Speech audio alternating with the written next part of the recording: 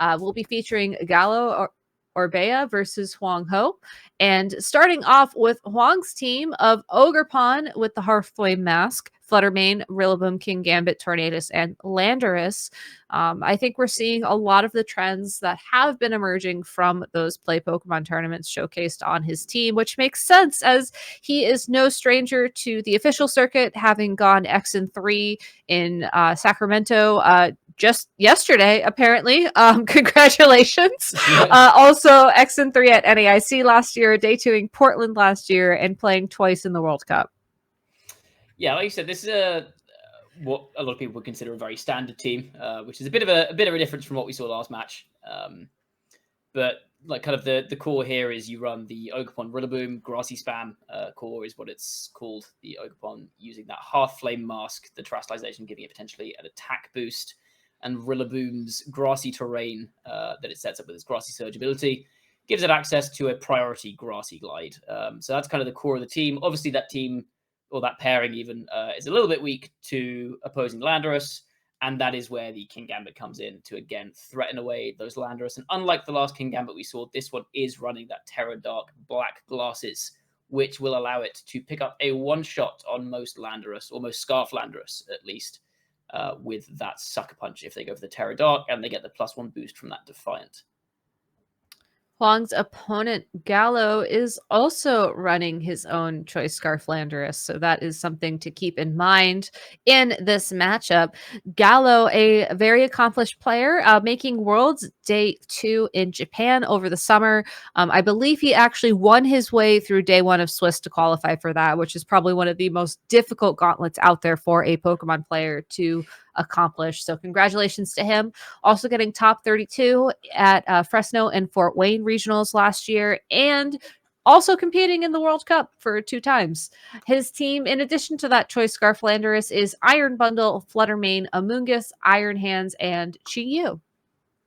Yeah, so as you identified, Iron Hands and Landorus really topping the usage stats at the moment alongside Fluttermane. We've seen Landorus and Fluttermane on both teams, and Iron Hands here on Gallows as well. The supporting cast, there's a lot of threat into the Choice Scarf Landorus here with the boost strategy Iron Bundle, for example. Be interesting to see how Huang can leverage Tailwind into Gallows' team, because both teams, I think, do want to be kind of getting speed control, dealing damage as early as possible and as quickly as possible. But Gallo has a slightly stronger, I think, kind of bulky backbone with the Iron Hands and Moongus offering redirection and that fake up pressure from Iron Hands. So it'll be interesting to see if Huang goes for the Tailwind option, and if he does go for the Tailwind option, how does Gallo then play against that? And if he doesn't go for the Tailwind option, does Gallo cover that and maybe try and make use of, for example, the Chi-Yu in this matchup? Well, fortunately, we have game 1 of this set ready to go. So let's go ahead and take a look at just what these trainers are thinking. It's actually a Iron Bundle and Chi-Yu lead out on the field for Gallo. Huang leading the Tornadus alongside of the Ogerpon in the Hearthflame Mask. So we do see this Tailwind option coming out from Huang here. Again, kind of necessary to get any kind of speed control over this Iron Bundle. I think if this is a fast Ogerpon, it should be able to outspeed it under the Tailwind. But you cannot afford to ignore Chi-Yu in this case, and Chi-Yu is in a very, very strong position. The Ogerpon here does have Stomping Tantrum to try and threaten that, but Chi-Yu could go for that Terra Ghost if it wants to get around that and launch a big Heat Wave or a Dark Pulse into the Ogerpon, for example.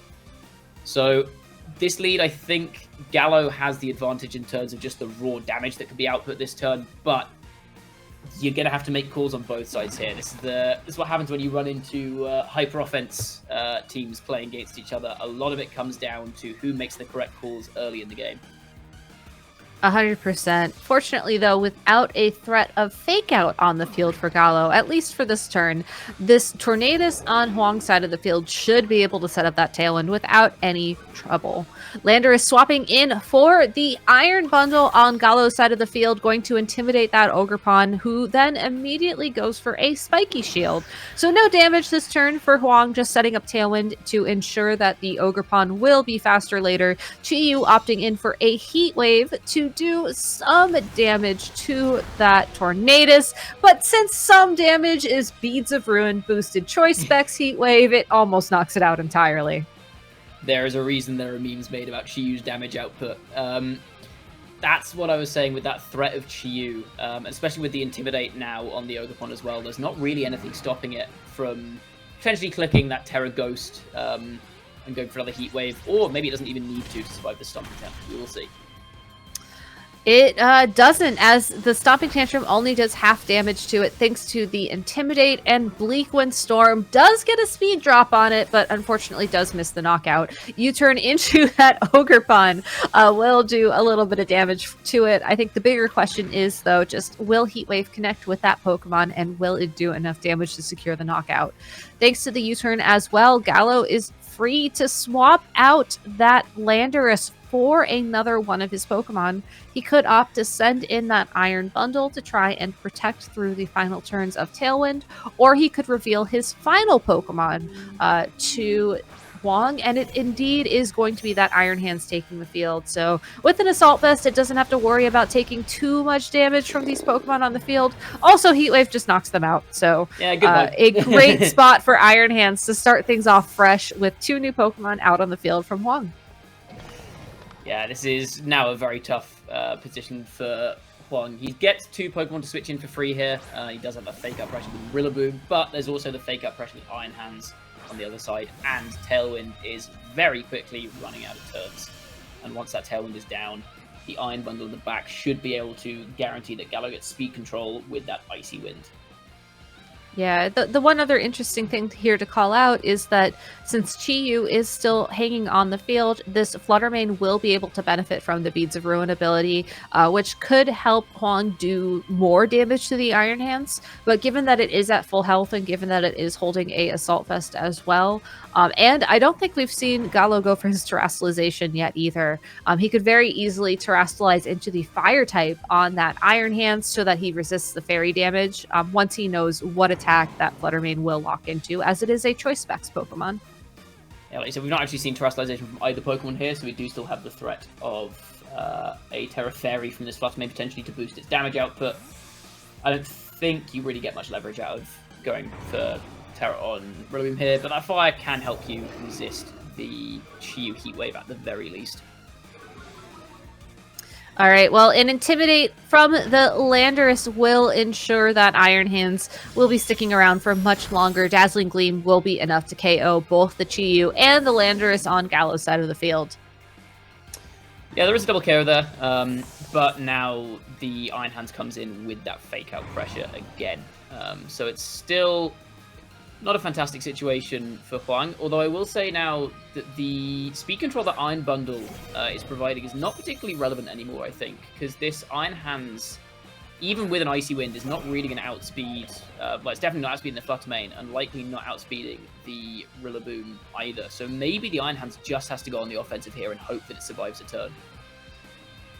Yeah, Iron Hands does have access to Heavy Slam, so if you want to just forego the Fake Out altogether, you could go straight for that knockout onto the Fluttermane, and then you could rely on something like a Freeze Dry from that Iron Bundle to pick up the KO on Rillaboom. But because of that double knockout in the previous turn, I think that Huang has found himself back into a position where things feel relatively even between these two trainers. It will come down to just who predicts what and who's able to connect what attacks. But what's interesting for me to note is that all these trainers have an option to do significant damage. So it's really going to come down to turn order and just how much damage is thrown. Yeah, and worth noting, we do still have that Terra Fire on the Heatran here, which means it will survive the Dazzling Gleam from the Fluttermane. So it's just a case now of, I think we saw high horsepower lock into that Iron Hands. It's just a case of how much damage that does. And I think, honestly, it's probably not going to be enough. Well, it won't be enough to pick up a knockout on that Iron Bundle, as it does protect this turn, so it will take no damage from this incoming Dazzling Gleam. Will also be resisted by the now Fire type Iron Hands. And you are absolutely correct. High horsepower does not do enough damage to threaten even a 2-hit knockout onto that Pokemon. After the Intimidate, Heavy Slam is more than capable to pick up the KO onto the Fluttermane. And now we are in a 2v1 situation with no more Tailwind on the field for Huang. Like, I know that's an Iron Hands, and I know the Rillaboom's intimidated, but I was still expecting that to do a lot more damage. That was not much at all. And now this feels like it's pretty wrapped up for Galo. Yeah, interesting thing to note, though, is that this Iron Bundle might be trained to take a Grassy Glide unintimidated, as with the Intimidate, that did about 50% in grassy terrain to that Pokemon. Drain Punch into the Rillaboom will bring up Iron Hands' health just a little bit higher, and I think it's only about one more turn before we'll see the KO on that Pokemon. So Galo did a fantastic job of just starting things off very offensively with that Chi-Yu in particular. And even though Hoàng was able to sort of even things out towards the end game, I think something that you noted during the team preview phase of this, Matt, the bulk on Galo's side of the field really was what locked him in this win in game 1. Yeah, I think interesting to note there, not too relevant for this end game, because it's pretty wrapped up in Galo's favour regardless, but the Iron Hands does outspeed the Rillaboom after an Icy Wind, which is information that Galo can then take into game 2 if he wants to try and leverage that Iron Bundle again. But like I said, I think Galo didn't really give Hoàng an opportunity to Terastallize at any point in that game, which I think became very apparent towards the end. We are eventually going to see this Terastallization, but this is not going to make any difference really in this game now, as Rillaboom is dead to a Drain Punch. So we maybe could have seen the Ogerpon Terastallize early game from Hoàng just to get more damage down immediately. Because a little bit of extra damage on that Chi-Yu from the attack boost that Ogerpon, that Half Flame Ogerpon gets from Terastallizing would have meant that that Bleak Wind Storm would have taken out the Chi-Yu and it wouldn't have had to tank. Hoàng would not have had to tank quite so many Heat Waves, which, as we saw, really devastating damage output from that Chi-Yu. For sure. And I think also would have allowed him to just go on the offense.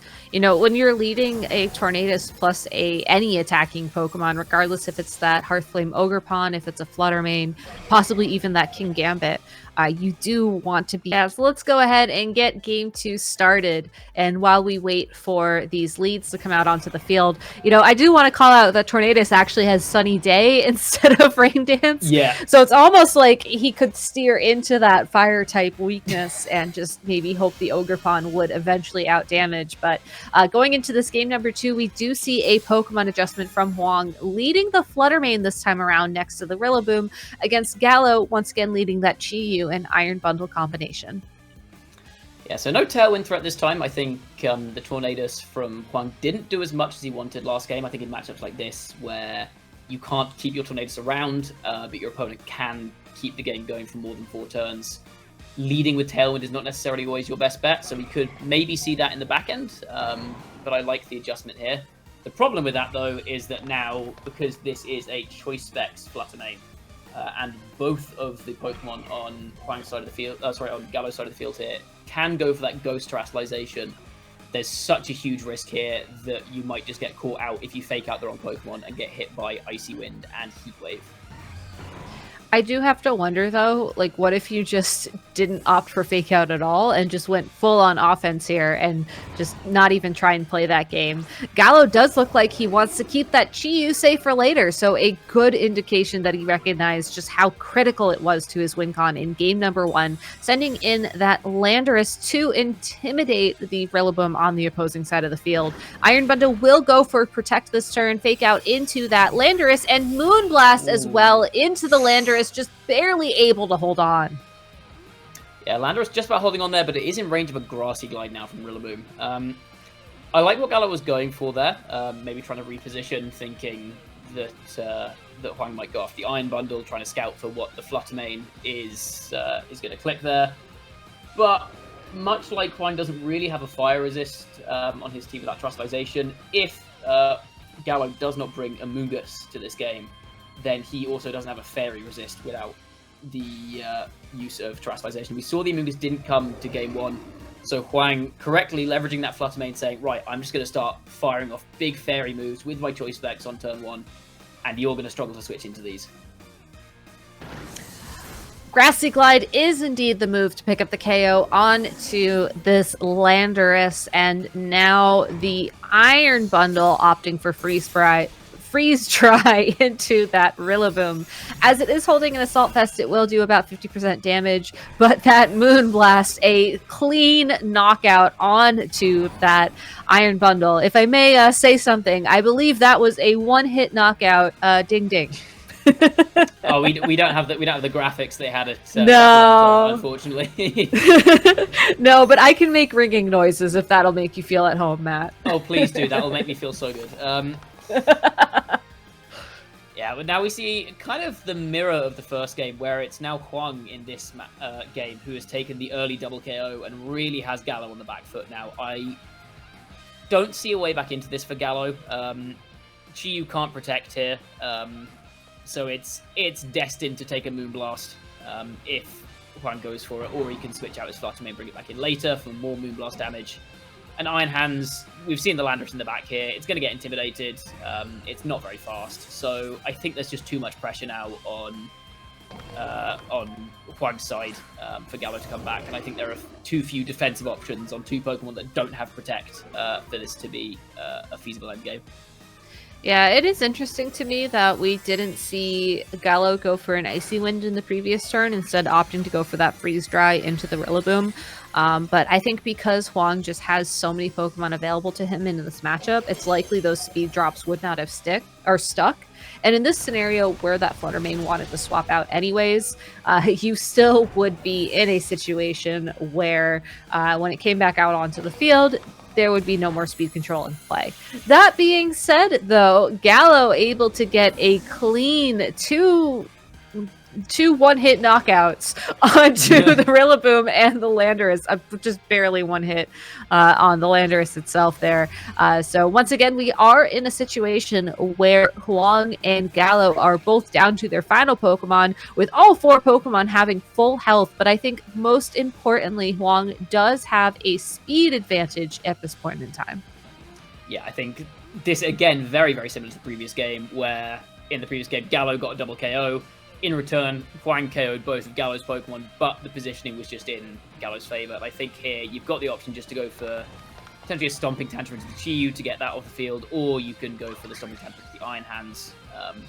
A lot of options here, I think, for Hoàng. I think most of them will give him a win. I think there are ways this is a losing position for Galo, but we see the Terrifier coming out here, so this Chi-Yu that's locked into Heat Wave, probably not doing that much to this Ogerpon. So now we just have to see if this double up will pick up the Iron Hands. Yeah, it is unfortunate that Chi-Yu did have to lock into Heat Wave in the previous turn, as locking into a Dark Pulse or maybe even a Snarl would have been overall a better position in this particular turn. But with the Shadow Ball and the Stomping Tantrum connecting on that Iron Hands, that is more than enough damage to pick up that critical KO, and it's just down to this Chi-Yu locked into Heat Wave on Galo's side of the field. You know, just for information's sake, we do see the Heat Wave connect with both the Ogerpon and that Flutter Mane, and interestingly enough, it does appear to barely be a two-hit KO on both of these two Pokemon. So I think this Chi-Yu probably won't make it through the next turn, but if that Stomping Tantrum were to miss, there is an option here for Galo to find his way to another win. It's gonna be close. That would be a lovely out. However, Stomping Tantrum, I think you're confusing with High Horsepower that we saw. Oh yes, of course. This one can't miss, and this is not Bright Powder Chi-Yu, so you never know. I mean, it could just, I don't know, decide to miss randomly. Some of us have played Gen 1. You know, you've got the Gen 1 miss, 1 in 256. Yeah, I believe we are ready to get into game number 3 here in this matchup between Ecuador and Vietnam.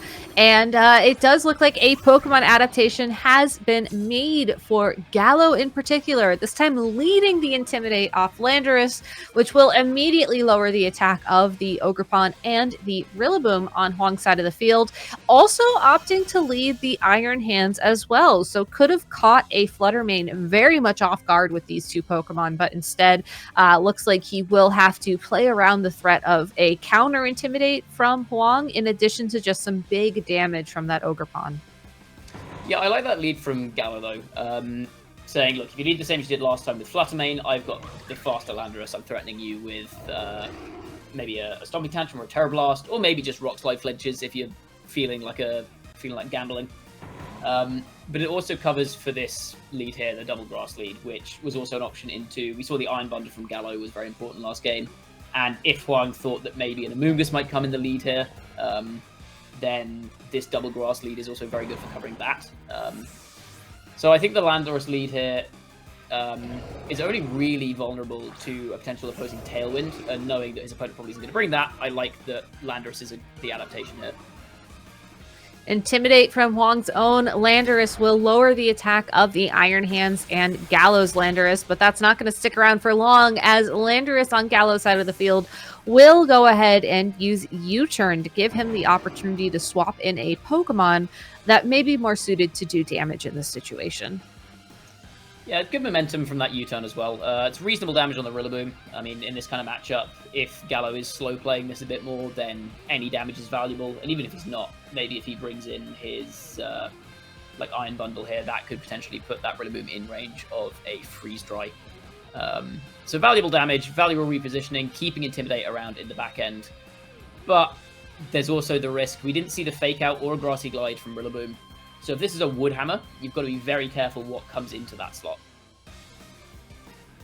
You do, and even if Woodhammer alone isn't enough to pick up a theoretical knockout against maybe a Fluttermane, maybe a Chi-Yu, the double up of a Woodhammer plus a Grassy Glide certainly would, but instead it's that Iron Bundle who would be taking so much damage from those Grass-type attacks. We will see the Booster Energy activate first, but Woodhammer connecting with that Pokemon and knocking it right out. And with the Landorus on the field, losing Iron Bundle there is very, very valuable for Hoàng, getting rid of that Iron Bundle. It's a very nice call, I think, to not go for the Fake Out on turn 1 from Rillaboom. Rillaboom is not really under threat there unless Galo decides to go for a Terastallization on his Landorus on turn 1, which is a very, very aggressive move, and not one that I think he's likely to try and take. But we do see the Chi-Yu come in here now. So Iron Bundle is down, but this Chi-Yu is potentially threatening a lot of damage, and Landorus could go for a Stomping Tantrum here. But the Chi-Yu has the Terra Ghost, for example, which would be used to try and just launch a big, maybe an Overheat into the Landorus slot. So losing the KO there on Galo's end is not great, because he would have liked to keep that around for speed control against this Landorus and this Fluttermane, but it gives him the option to then get a switch into Chi-Yu and get on the front foot again. Yeah, I think the one thing I really like about Huang's previous turn in particular is that there would have been minimal gain from going for a Fake Out that turn 1. However, if he were to land the Woodhammer on a critical target like that Iron Bundle, I think the payoff is just so much more important. It won't be the Chi-Yu leaving the field this turn. Instead, it is going to be that Iron Hands, and we'll see a second Intimidate connect with both the Landorus and that Rillaboom. A Grassy Glide into the Chi-Yu, doing a little bit of damage. Stomping Tantrum hoping to pick up the rest for that KO, but Chi-Yu is just able to hold on, launching a Heat Wave, and thanks to the little bit of chip damage on that Landorus from a previous turn, it is enough to get another double knockout. Yeah, that's a big double KO there. The Intimidate coming in clutch, letting that Chi-Yu survive the double up, and Heat Wave double connecting. I don't think we've seen any moves miss this game, including the Stomping Tantrum at the end of last game. We've not seen any moves miss at all this set, which is surprising given that Chi-Yu and Tornadus are both famous for missing attacks. This is a tough situation now, I think, for Hoàng, because there's no Intimidate left on the field. This Landorus still has access to Terastallization if it wants it, and this Fluttermane cannot protect. And most Fluttermane cannot take a Terra Blast from a Landorus, so there is the option to just go for the KO on Fluttermane now, say, I don't need any more Intimidates on your Ogerpon, I can just deal with that myself late game. Or there's also the option to go for maybe a U-turn or something off the Fluttermane, just to reset that Intimidate, say, I'll wait a second, I'll get my KO on Fluttermane a bit later, just so I can get another Intimidate down on the Ogerpon. Yeah, I think that if you're trying to approach this as safe as possible, trying to swap out that Landorus for the Iron Hands again is probably Galo's most, I don't want to say safest play, but maybe most consistent play.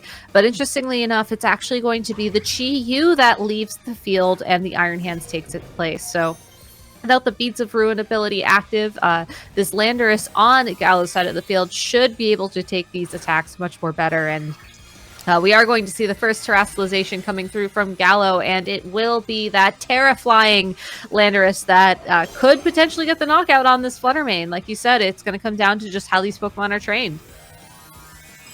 Yeah, I mean, I think that the Chi-Yu switch there makes sense into Iron Hands, because this gives you the option, if the Landorus isn't KO'd this turn, it gives you the option to fake out and switch into the Chi-Yu again, so that you can reset the Intimidate on Landorus and lock yourself into Stomping Tantrum if Fluttermane goes down here. And if the... what was I saying? I lost my train of thought. Yeah, if they don't go into the Landorus, then you can just pick up the KO on the... hold on, I'm getting very distracted by the fact that Landorus didn't KO and then also survived the Moonblast. That was a wild turn. Yeah. That was a very wild turn, as the Stomping Tantrum on that Ogerpon also failed to pick up the KO onto the Iron Hands. And now we're in this really interesting spot where it looks like Hoàng could knock out really either of these two Pokemon if he attacks with the Ogerpon this turn. Meanwhile, Galo, I think, forced to finalize the knockout on that Fluttermane with Landorus, and then sort of leave Iron Hands to try and target down this Ogerpon. So still a very beneficial position for Galo, but missing that knockout onto the Fluttermane in that initial turn certainly does limit the Landorus's options this turn. Yeah, that fake out in the field as well just guarantees the pickup on this Fluttermane. But now again we're in that situation where, do you just go for damage with your Landorus here? Into the Ogerpon next turn and just double up into it with attacks, or do you try and pivot out and reset into Stomping Tantrum, but then risk getting called out for attacking, for switching with Landorus and playing passively and losing a KO for it? Because there is the threat of Grassy Glide still as well, which will pick up the Landorus from this range, despite the fact that it's resisted. So it becomes a case of, do you back your Iron Hands to then just Drain Punch your way through this Ogerpon with the help of whatever is still in the back?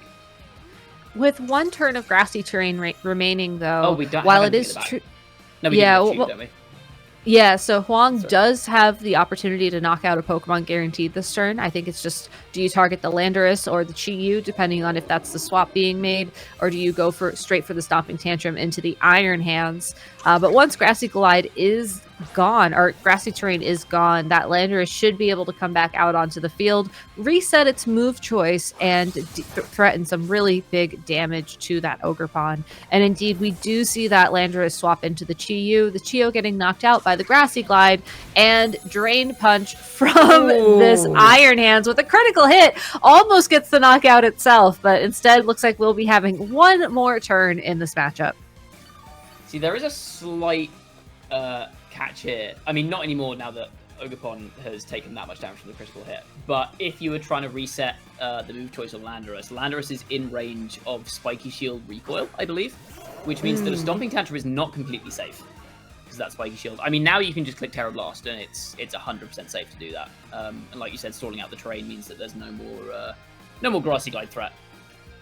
And I think you're correct that switching Landorus was the safer play there, but there was always the risk that if Hoàng went for the Iron Hands that game with an Ivy Cudgel and KO'd it, that turn, and KO'd the Iron Hands with an Ivy Cudgel, then there's a situation where if you click Stomping Tantrum with Landorus, you can potentially run into that Spiky Shield. I still think Terra Blast would probably guarantee it with the Chi-Yu on the field next to it, but it was still a tricky endgame. It always is into Pokemon as offensive and as powerful as Ogerpon, because you can always just lose a Pokemon to anything. But Galo doing a very good job of navigating that endgame, and eventually this Terra Blast will pick up the KO and will give Galo and Ecuador the win in this game.